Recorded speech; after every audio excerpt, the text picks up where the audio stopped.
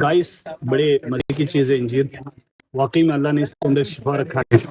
हदीस में भी है जी कि इंजीर बवासीर के लिए मुफीद है, कब्ज के लिए मुफीद है।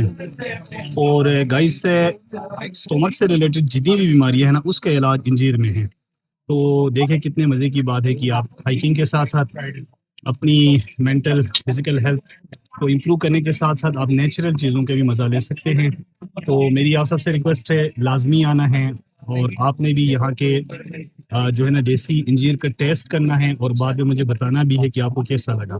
मुझे तो बहुत मज़ा आ रहा है गाइस, तो मैं काफ़ी सारा खा लिया और इसका एक पोर्शन जो है ना हम हाफिज साहब को देंगे ताकि वो भी नेचुरल चीज़ों का टेस्ट भी करे और इसका लुत्फ भी। बस खाते हुए ये ख्याल रखें कि इसके अंदर आपने देखे खाना है, आप एक्सपर्ट होने चाहिए। ये ना हो कि आप ऐसा वैसा खाएं और मसले हो जाए। और ये पीछे हमारे बैठे हुए हैं जी शाह साहब, और हमारे साथ यहाँ पे बायोलॉजिस्ट भी बैठे हैं जाहिद साहब। हमने इनसे प्रॉपर चेक करके जो हदीस मुबारक के अंदर भी है और साथ में हमने चैट जीपीटी जितनी भी वो है उनसे हमने इसके बारे में रिसर्च करके ये इन्फॉर्मेशन आपको दे रहे हैं। तो इंजीर आपने भी लाजमी टेस्ट करना है, आपने भी अपनी डाइट का हिस्सा बनाना है। और नेम जो है ना इसका फिकस रिलीजियोसा। हाँ, ये देखिए, ये साइंटिफिक नेम भी आपको बता रहे हैं डॉक्टर साहब जी। सर बताएं इसका क्या नाम है साइंटिफिक? Ficus religiosa. हाँ, फिकस रिलीजियोसा है इसका नाम। तो आप भी टेस्ट करें। और ये हमारे बायोलॉजिस्ट कह रहे हैं किसके लिए सर? कॉन्स्टिपेशन के लिए बहुत अच्छा है। स्टमक से रिलेटेड जितनी भी डिजीजेस हैं सर कह रहे हैं कुरान में भी इसका जिक्र आया जी, हदीस में भी इसका जिक्र आया है। तो आप भी टेस्ट करें, आप भी हमें बताइएगा कमेंट्स में कि आपको कैसा लगा। बहुत बहुत शुक्रिया जी। जी डॉक्टर साहब भी कुछ कहना चाह रहे हैं जी, डॉक्टर साहब की भी हम इंशाल्लाह। जी सर, ने तीन का जो लफ्ज इस्तेमाल किया वो इंजीर के लिए जी। नहीं, वो तीन का जो लफ्ज है उसकी कसम खा के अल्लाह ताला ने वो तीन ही इंजीर ही है जिसका जिक्र कुरान। ये देखे जी कितनी खूबसूरत बात की डॉक्टर साहब ने। एक आपको आयत भी सुनाया जी।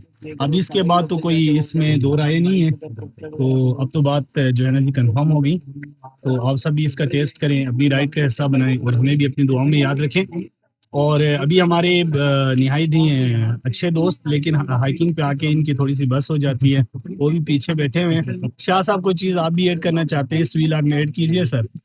अल्लाह ताला की तरफ से है वो मसनूई चीज़ों से बेहतर ही होती है।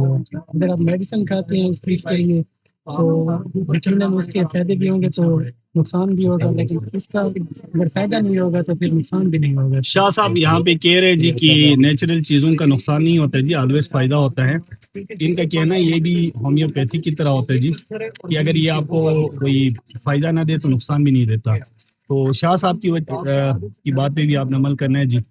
तो बाकी अगर कोई दोस्त है आपने अशक साहब आपने कुछ अपने जी सर, जैसे कि अभी आपने उसकी बात की फेक जिसे अंजीर के बारे में आपने बताया सर, तो इसमें वाकई में बहुत ज्यादा रिलेटिव्स हैं सर। ये सेहत के लिए भी बहुत ज्यादा फायदेमंद है।